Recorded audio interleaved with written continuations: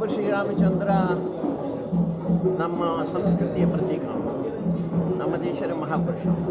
ಎಲ್ಲ ವಿಧದಲ್ಲಿಯೂ ಅವನು ಒಬ್ಬ ಆದರ್ಶ. ಅವನು ಒಬ್ಬ ಆದರ್ಶ ಮಗ, ಆದರ್ಶ ಶಿಷ್ಯ, ಆದರ್ಶ ಅಣ್ಣ, ಆದರ್ಶ ಮಿತ್ರ, ಆದರ್ಶವಾದಂಥ ಗಂಡ, ಆದರ್ಶವಾದಂಥ ರಾಜ, ಆದರ್ಶವಾದಂಥ ವೈರಿ. ಅದಕ್ಕೋಸ್ಕರ ಮನುಷ್ಯರ ಜೀವನದಲ್ಲಿ ಯಾವ ಕ್ಷೇತ್ರಕ್ಕೆ ಹೋದರೂ ಅವನ ಆದರ್ಶ. ಅಂಥ ಮಹಾಪುರುಷನ ಜನ್ಮಸ್ಥಾನ ಅಯೋಧ್ಯೆ, ಎಲ್ಲಿ ಅವನು ರಾಮರಾಜ್ಯ ಕಟ್ಟಿದ್ದ, ಅಲ್ಲಿ ಅವನ ಮಗ ಅವನಿಗೆ ಒಂದು ದೇವಸ್ಥಾನ ಕಟ್ಟಿದ್ದ.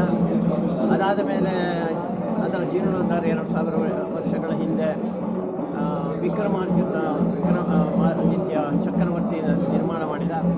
1528ರಲ್ಲಿ ಒಬ್ಬ ಅತ್ಯಂತ ದುರಾಚಾರಿ, ಅತ್ಯಾಚಾರಿ ಬಾಬರ ಅದನ್ನು ಕೆಡವಿದ.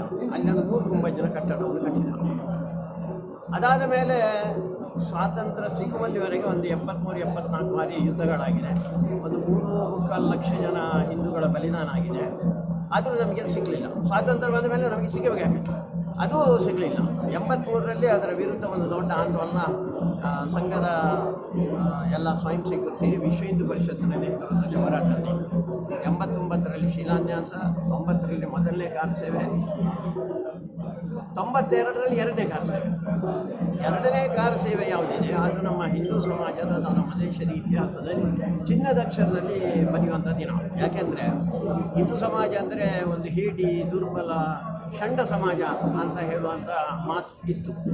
ಆದರೆ ಮೊದಲನೇ ಬಾರಿಗೆ ಹಿಂದೂ ಸಮಾಜ ಒಂದು ಧೈರ್ಯದ, ಪೌರುಷದ, ಪರಾಕ್ರಮದ ಒಂದು ಸಂಕೇತ ಅದು ಅಂತ ಹೇಳಿ ಹಿಂದೂ ಸಮಾಜ ಒಂದೇ ಸತ್ಯಕ್ಕೆ ಗುದ್ದಿತ್ತು. ಒಂದು ಪಂಚ್ ಕೊಡುವುದಂತೆ ಆ ಕಟ್ಟಡ ಉರುಳಿಬಿತ್ತು.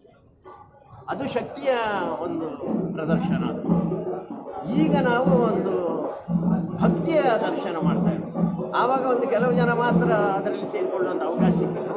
ಈ ಸತಿ ಇಡೀ ಹಿಂದೂ ಸಮಾಜ, ಒಂದು 100 ಕೋಟಿಗಿಂತ ಮಿಕ್ಕಿ ಇರುವಂಥ ಹಿಂದೂ ಸಮಾಜಕ್ಕೆ ತನ್ನ ಭಕ್ತಿಯ ಒಂದು ದರ್ಶನ ಮಾಡಲಿಕ್ಕೆ ಒಂದು ಅವಕಾಶ. ಅದಕ್ಕೋಸ್ಕರ ಆ ದೇವಸ್ಥಾನ ಯಾವುದಿದೆ, ರಾಮನ ದೇವಸ್ಥಾನ, ಸುಮಾರು 360 ಅಡಿ ಉದ್ದ, 270 ಅಡಿ ಅಗಲ, 161 ಅಡಿ ಎತ್ತರದ ಭವ್ಯವಾದಂಥ ದೇವಸ್ಥಾನ ನಿರ್ಮಾಣ ಆಗ್ತದೆ. ಮತ್ತು ಅದರ ಸುತ್ತಲೂ 70 ಎಕರೆ ಜಾಗದಲ್ಲಿ ರಾಮಾಯಣದ ಎಲ್ಲ ಮ್ಯೂಸಿಯಮ್ಮನ್ನು ನಿರ್ಮಾಣ ಆಗ್ತದೆ. ಅದಕ್ಕೆ ಸುಮಾರು 1,500 ಕೋಟಿ ರೂಪಾಯಿಯ ವೆಚ್ಚ ಆಗುವುದು. ಅಲ್ಲಿ ಒಂದು ಅಂತಾರಾಷ್ಟ್ರೀಯ ವಿಮಾನ ನಿಲ್ದಾಣ ಮಾಡ್ತಾರೆ, ರೈಲ್ವೆ ಸ್ಟೇಷನ್ ಮಾಡ್ತಾರೆ, ಉಳಿದ ವ್ಯವಸ್ಥೆಗಳನ್ನೆಲ್ಲ ಮಾಡ್ತಾರೆ. ಅದೆಲ್ಲವೂ ಕೂಡ ರಾಮ ನಮಗಾಗಿರೋದು, ನಾವು ರಾಮನಿಗಾಗಿರ್ಬೇಕು. ರಾಮನಿಗೆ ನಿಧಿ ಅರ್ಪಣೆ ಮಾಡೋದಂದರೆ ಆ ನಿಧಿ ನಮಗೆ ಸಿಕ್ಕಿದ ಹಾಗೆ ಅಂತ ಒಂದು ಶ್ರೇಷ್ಠ ಕಾರ್ಯಕ್ಕೆ ವಿಶ್ವ ಹಿಂದೂ ಪರಿಷತ್ ನೇತೃತ್ವದಲ್ಲಿ ಜನವರಿ 15ರಿಂದ ಸಂಕ್ರಾಂತಿ ಮರುದಿವಸದಿಂದ ಮಾಘ ಪೂರ್ಣಿಮೆ ಫೆಬ್ರವರಿ 27ರವರೆಗೆ ಒಂದು ಅಭಿಯಾನ ನಡೆಸ್ತಾ ಇದ್ದೇವೆ. ಆ ಅಭಿಯಾನದಲ್ಲಿ ಮನೆ ಮನೆಗೆ ಹೋಗಿ ಮನದಿಂದ ವ್ಯಕ್ತಿಯಿಂದ ಈ ಕಾರ್ಯಕ್ಕೋಸ್ಕರ ನೀವು ನಿಧಿ ಸಮರ್ಪಣೆ ಮಾಡಬೇಕು ಅಂತ ಹೇಳುವಂಥದ್ದಿದೆ. ಅಂಥ ಒಂದು ಭಾರಿ ದೊಡ್ಡ ಒಂದು ಪುಣ್ಯದ ಅವಕಾಶ ಇವತ್ತಿನ ಹಿಂದೂ ಸಮಾಜಕ್ಕೆ ಸಿಕ್ಕಿದೆ. ಅದನ್ನು ಎಲ್ಲರೂ ಸದುಪಯೋಗ ಮಾಡಿಕೊಳ್ಬೇಕು.